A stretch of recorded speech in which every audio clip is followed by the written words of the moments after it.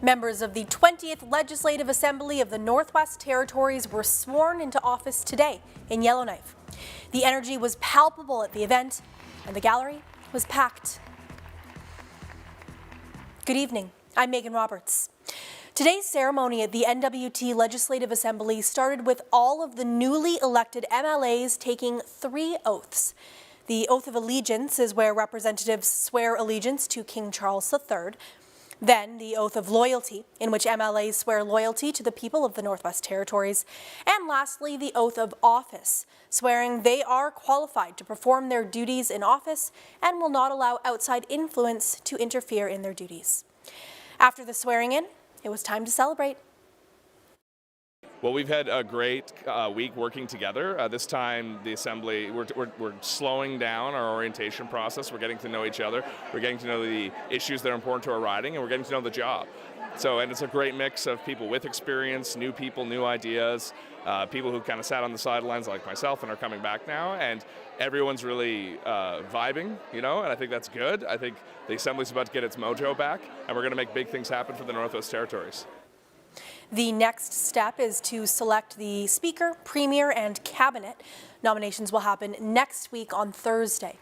Speaker, Premier, and Cabinet will be elected by a secret ballot on December 7th, and Cabinet will be sworn in the next day. In that group, only one MLA is fluent in an Indigenous language, Janeway Allen Armstrong. That's according to research by CBC News. After last week's elections, advocates from across the North are weighing in on why Indigenous language fluency is more important than ever. Robert Holden reports. CBC News conducted research before and after the 2023 election to determine which candidates were fluent in an Indigenous language. Out of the winners, Janeway Allen Armstrong indicated fluent in Clecho. Cheryl Yakalaya indicated intermediate language skills in South Slavey, and Richard Ajerikon, who says he speaks Chippewan, did not indicate fluency. Dennis Drygees is a longtime language advocate in the North. He says traditional languages are a powerful tool for a leader to have. When you speak your language, people listen to you because you can go home to home and talk to the elders using your tongue, your natural tongue. You'll have a connection and an understanding. Drygees has advocated for more language education at the school level. Way Allen Armstrong said she was surprised to be the only fluent speaker, but couldn't speak for others' abilities. Echoing Dennis Drygees, she says it's important for her to use her skills to connect with elders and young people wanting to learn traditional languages.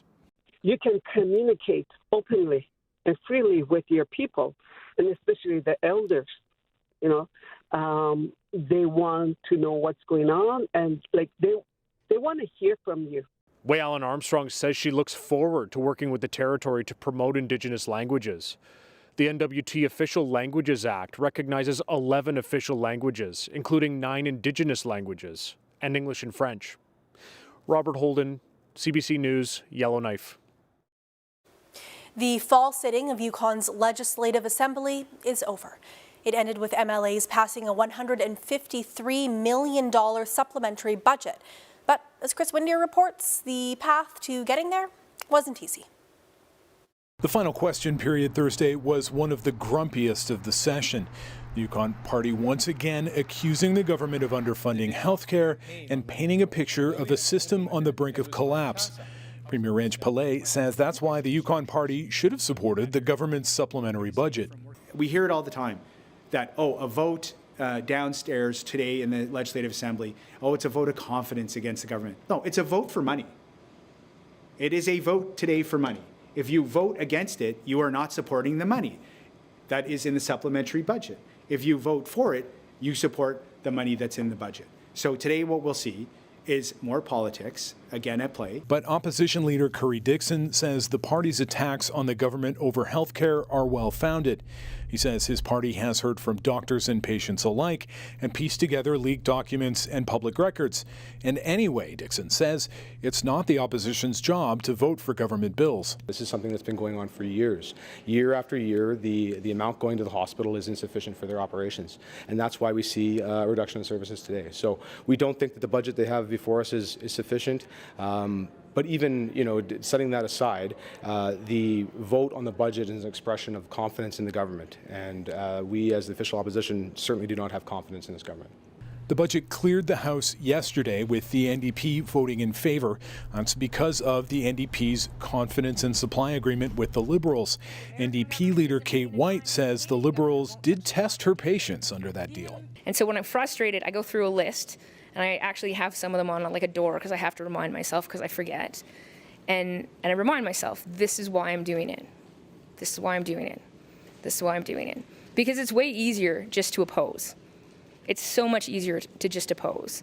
It's a lot harder to find those touch points where things happen and where you can find that path forward. With Thursday's vote, the Liberals survive another session as a minority government. Whether they can make it to 2025 or not, however, is still an open question. Chris Windier, CBC News, Whitehorse. There's a push to get off diesel power in Nunavut, and people are eyeing renewable energy as a replacement. That's what was heard at a community engagement session this week in Iqaluit. Alicia Tunu has more. Nunavut Nukichoti Corporation is working toward energy sufficiency and reduced reliance on diesel fuel in Nunavut. The 100% Inuit-owned partnership has a number of projects under development in the Qikiqtani region. NNC Strategy and Engagement Manager Jess Parister says the renewable energy resources will also lead to financial benefits to Inuit. We're working in 3 of the other hamlets as well, so Kingate, Tanihayak, and Resolute. We're at the same stage of development in determining which project to advance. In those hamlets, we'd be looking at displacing about 50% of the diesel usage there. NNC met with Iqaluit to discuss options for renewable energy in the city. One proposal could see wind construction of wind turbines 55 kilometers outside of the city in a phased approach over 50 years. Lily Weeman, who is the resident of Iqaluit, says she is excited for the future of energy in the territory. I think I like the idea of having an Inuit organization working towards achieving a greener technology for our energy use. And I think they seem to be doing a good job as far as I know. Iqaluit residents can vote on the energy proposal from December 5 to 7 at Iqaluit Visitor Center. More information is available at nnc@qcorp.ca. Alicia Tuno, CBC News, Iqaluit. The wildfires that tore through the NWT this summer led to over $60 million in insurance claims. Luke Carroll breaks it down. The wildfire that led to the evacuation of the 22,000 residents of Yellowknife and destroyed 4 homes in Betchico resulted in $30 million worth of insurance claims. Rob Dupree is a national director with the Insurance Bureau of Canada. Yellowknife, the vast majority of those claims are going to be for things like additional living expense, business interruption claims, and also for food spoilage, because that community was evacuated for about 3 weeks. The amount was calculated by Catastrophe Indices and Quantification Inc., which is a company contracted by insurance companies to add up all the claims from a weather-related event. There was also over $30 million in insurance claims from the fire that led to the evacuation of Hay River and Enterprise in August.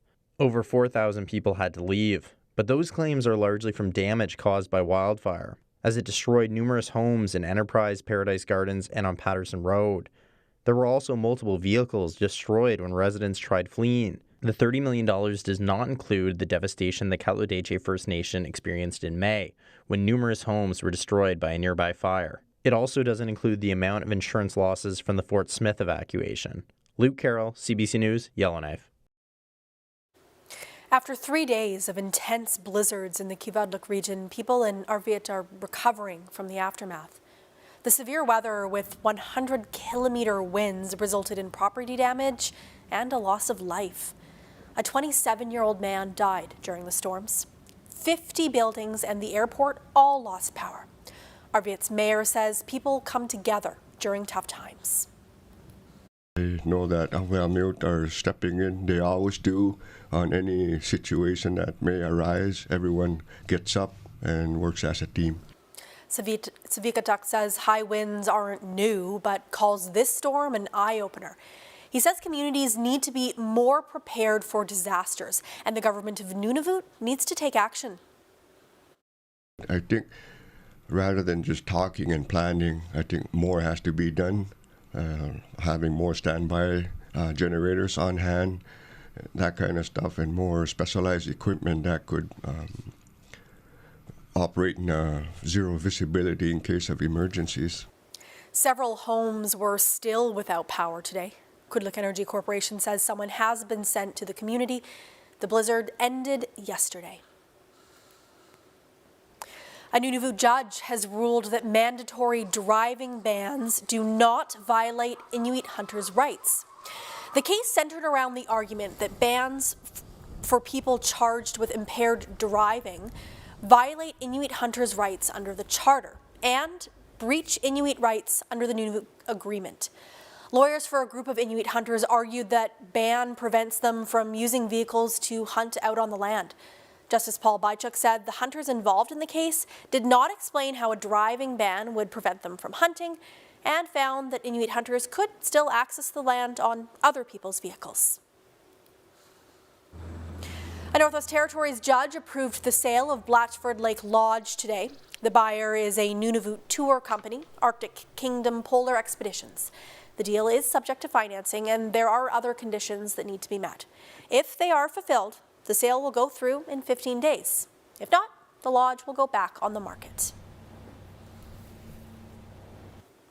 There is a boil water advisory in place for Delaney NWT tonight.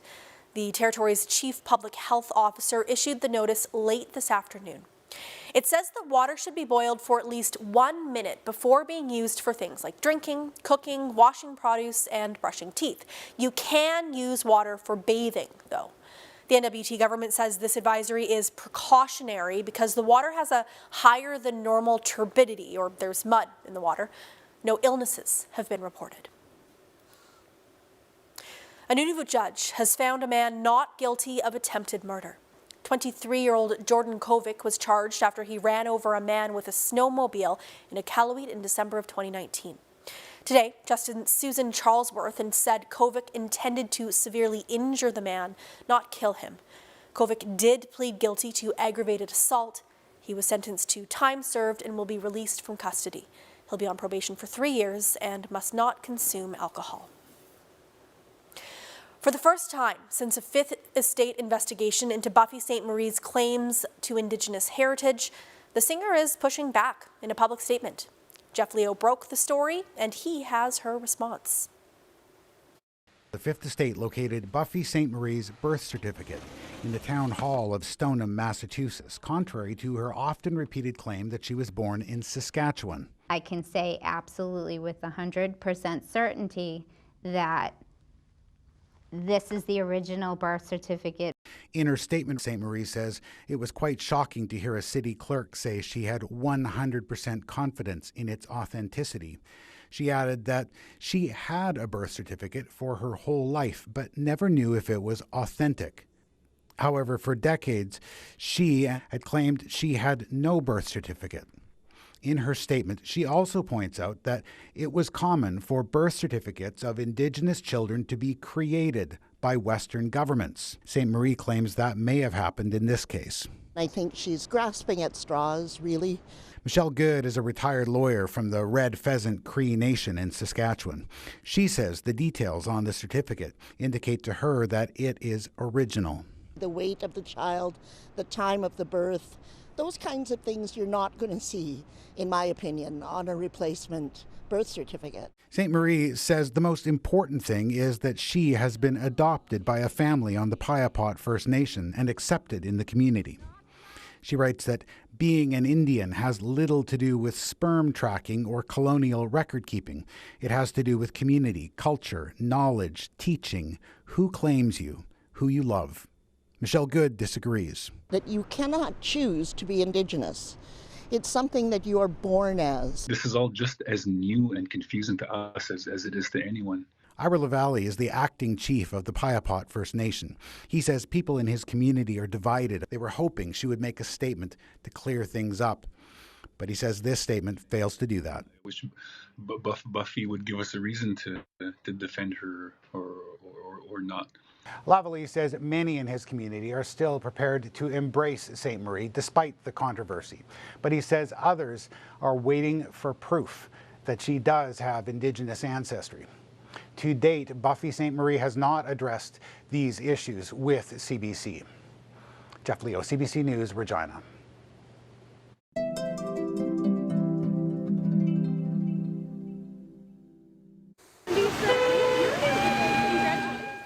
More than a dozen people gathered outside Whitehorse City Hall today demanding better safety in taxis. They carried signs, talked about the dangers women face in cabs, and made calls for safer rides in the area. According to End Violence Yukon, taxi safety is an ongoing issue. The Yukon Women's Coalition has made recommendations to the city to help fix the problem, but advocates say not all have been adopted. Cameras were put in the taxis, and I think somewhere in the 10 years plus history of this campaign, some education and training has been done either at the bylaw level or the taxi driver level, but most of the recommendations by and large have not been implemented. Other recommendations include consistent monitoring of cameras, shorter routes, and proper training. The city says it recognizes the concerns. It says it's finalizing changes to the vehicle for hire bylaw that'll enhance rider safety. A Whitehorse woman has joined the fight for accessible parking to be a priority. Sharon Shorty was at City Hall this month urging the mayor and councillors to do more. At the moment, maintaining these parking spots isn't front and center, and Shorty wants to change that. The CBC's George Moratis met up with her for a drive through downtown Whitehorse in search of accessible parking. Are we all Yukoners here, or do we have some visitors? Yukoners? This is Sharon Shorty doing what she loves. Last June, the well-known storyteller and comedian was on stage when something didn't feel right. I was emceeing the show, and I said to I don't know, you guys, I might have to leave early, which I've never done. I've always finished a gig no matter how sick I am. Soon after, her health took a drastic turn. I went out to go to the washroom, and I could not move my legs. Completely out of the blue. Shorty would spend the next 4 months in a hospital bed. It was very difficult. I got out October 24th, and couldn't walk. I was in a wheelchair. That started a different journey. But I got to see October 24th. That's our winter. And we started to negotiate, trying to get to the doctors, trying to get to, hey, I'm out of the hospital. I'd like to go to a restaurant. Or I'd like to go to the grocery store, things I haven't done for 4 months. Simple tasks suddenly became much more complicated. Shorty and I have met up for a drive. Audio check. Hey, yeah. Hey, this is Sharon Shorty. And you sound fantastic. Main streets of Whitehorse that I grew up on. Right on. I walked on these streets, but alas, I can walk no more. Through a new lens, she's learning how to navigate the city she grew up in. One of the reasons I wanted to drive around with you is because I saw you post something the other day where your feet were covered in snow as you were in an accessible spot. Yes. Why don't you take me there? Yeah, let's go there. These days, Shorty needs a walker to get around. Her life requires more planning. It's filled with more unknowns. Unknowns like whether or not a parking spot deemed accessible will be. We're always in a hurry in Whitehorse. What's that like when you're crossing the street now? It's stressful. Yeah. Shorty has taken us to a spot she posted about the day before on social media. So you're in the passenger seat here, say in this vehicle. The door opens. Yeah. It doesn't look like they cleared it at all, in my opinion. This month, Shorty went to City Hall to urge local officials to take accessible parking seriously. As it stands now, there is no clear policy outlining who's responsible for keeping parking spots clear of ice and snow, something confirmed in an email from city staff. See, it's very hard to go through this. And we haven't had, for Yukon standard, we haven't had much snow. We haven't had any snow. She points out the spot she was at the day before. The snow appears to be untouched. I'll show you. Those are my footprints. Watch. I know, because it's that right there. perfect fit. That's not good. It's like Cinderella. Shorty says until maintenance of spaces like this one become a priority, she will keep fighting. I'm not going to say I'm not afraid, but I'm willing to speak up about it, and I'm willing to talk to any of the people I need to talk to and have access to. And so I view it as this is going to be the next phase of my life, you know, advocacy for disabilities, people with disabilities, and that's what I'm going to be doing. The city is set to review accessible parking when it looks at its snow and ice control policy at an upcoming council meeting. George Moratis, CBC News, Whitehorse. The Whitehorse Cross Country Ski Club is looking for skiers who want to try the sport sitting down. Sit skis are designed for anyone who has trouble using regular skis or standing for long periods of time. Katie Todd has more. She mastered it. The concept of sit skis is just like it sounds. A seat on top of a pair of cross-country skis. The skier can push themselves along using poles or be towed by a friend. Jen Downing's on crutches after surgery, and you can find her tearing up the trails. When I was in drama, and we always used to do trust exercises. Yeah. This is like a total trust exercise. It's probably been easier for people to live with me because I'm able to get outside and do something by myself. It's a bit icy in the city, and that's been a challenge. And this is quite freeing. I got the go-ahead to start being a bit more mobile, and I thought, you know, the ski club has these sit skis. This has really given me the opportunity to get a little bit of fresh air and get the blood going around. Jan admits the sport was daunting at first, but says picking it up was intuitive. Whitehorse Cross Country Ski Club is hiring a sit ski coach to help more people give it a go this winter, and it now has 2 sit skis available for public use. The idea is just to get out, have some fun, and I think we have pretty much everything to make it work. Whitehorse Cross Country Ski Club is hosting a free Intro to Sit Skis course on December 16. Hoodoo says there's a fun community at the club waiting to help people get out and enjoy the trails. Katie Todd, CBC News, Whitehorse. I'm Kathleen Goldhart, host of a new podcast, Crime Story. Every week, we bring you a different crime, told by the storyteller who knows it best. All the ins and outs. It was a story of murder, of exploitation of a schoolgirl. You got one witness who can't be found. You got another witness who has changed his entire story. I remember just this feeling of like complete disbelief. Crime Story, available now on CBC Listen or wherever you get your podcasts. You are constantly on the move, and so are we, making sense of the moments that matter together. Looks like things are maybe winding down. Asking what, why, when. To the center of the biggest stories, meeting the people living them. Thank you for letting us be here. What's your situation? Making sense of our world. How are we going to be part of this solution? With you and for you. Connectedness, groundedness. I'm Adrienne Arsenault. This is The National. It's gonna have to be 2 people, Liza. Do you think you can do that? I think I can. I feel so much pressure to not do the thing that I know will make everything. Canadians of generations have been miseducated. But we don't talk about that. We are here. We have been here. These stories are us.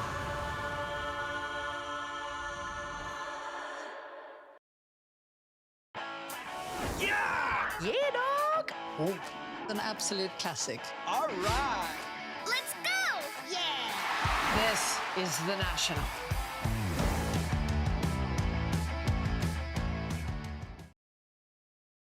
Every week, the issues that matter to Canadians. These are acts of desperation. Connecting politics to people. Some people have lost everything. Join me for Rosemary Barton Live.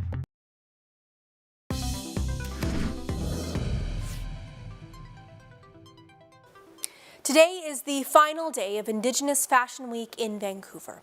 All week long, designers from across the North and Canada showcased spectacular creations in the city's downtown. We popped in to check out the fashion and learn why this week is so important. This is our 4th installation of Vancouver Indigenous Fashion Week. We're also the first Indigenous Fashion Week in the world, which is pretty cool, and we're just getting bigger. I think Vancouver Indigenous Fashion Week means to Indigenous audience members that there's a place to belong, and there's also a place to come and wear your best, walk in your finest, and just like enjoy being a part of the fabric of all this beautiful things that you see around you, all this culture, all this art. Like, I think it's a movement. Very encouraging to the youth to see that we are doing things as a whole, Indigenous people, making change, that it is possible to do. Highlight and amplify joy and beauty and culture, things that oftentimes is seen as historical or past-based, and we're not. We're here, we're present, we have vibrant cultures, we're alive, and we're so willing and open to share those cultures. You know, you see all the New York Fashion Week, and it's like all the really light-skinned individuals or white people, and like, you know, it gives different sizes and different colors, different skin tones of women. And you know, all individuals, just that runway and the big spotlight, you know. It's community, you know, this, like, we see people that we don't see all year and they come out to Indigenous Fashion Week, and it's all love. And that is Northbeat for tonight. For news anytime, go to cbc.ca/north. Thank you for watching. I'm Megan Roberts. We'll leave you with a look at the weather. Have a great weekend.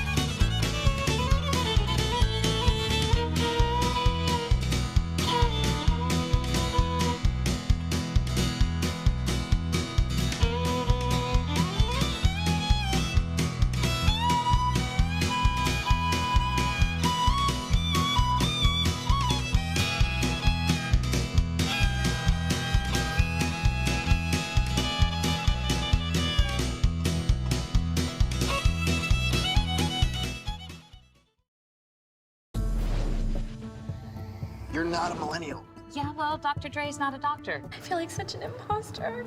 You need money to survive. He had something to hide. Try typing with your thumbs. What do you call it? It's called a BlackBerry. Huh. We call them crackberries. There's a serial killer on the loose. 2 attacks in a week. Go on. Everybody's got something to hide. We're not gonna be here forever, right? Makes me want to make some changes. Your family can't take much more.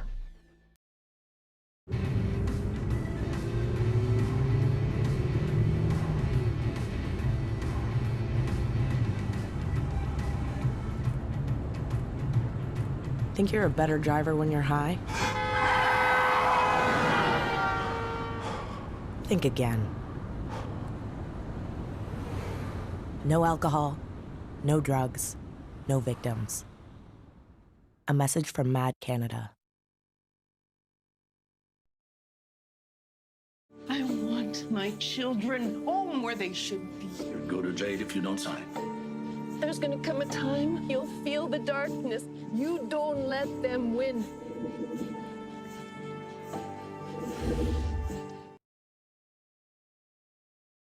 I understand that you're struggling emotionally. Sure you want to do this? I mean, it's research, right? You need to stop asking me for things I can't give you. You've done it my whole life.